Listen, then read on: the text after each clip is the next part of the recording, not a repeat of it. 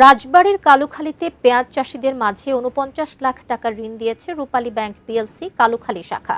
দুপুরে উপজেলার সাওরাইল ইউনিয়নের পাতুরিয়া রহমতুন্নেসা শিক্ষা উন্নয়ন ফাউন্ডেশন ক্যাম্পাসে গড়াই উৎপাদনমুখী সমবায় সমিতির ৪৯ জন কৃষকের মাঝে এই ঋণ দেয়া হয়। রূপালী ব্যাংক ফরিদপুর বিভাগীয় কার্যালয়ের মহাব্যবস্থাপক মোহাম্মদ আবুল হাসানের সভাপতিত্বে প্রধান অতিথি হিসেবে উপস্থিত ছিলেন বাংলাদেশ ব্যাংকের কৃষি ঋণ বিভাগের পরিচালক দেবাশিস সরকার। অর্থের অভাবে যেন পেঁয়াজ উৎপাদন ব্যাহত না হয় সেই জন্য কৃষকদের মাঝে ঋণ দেওয়া হয়েছে বলে জানান রূপালী ব্যাংকের উপব্যবস্থাপনা পরিচালক হারুনুর রশিদ। ভবিষ্যতেও তাদের এই কার্যক্রম অব্যাহত থাকবে বলে জানান তিনি।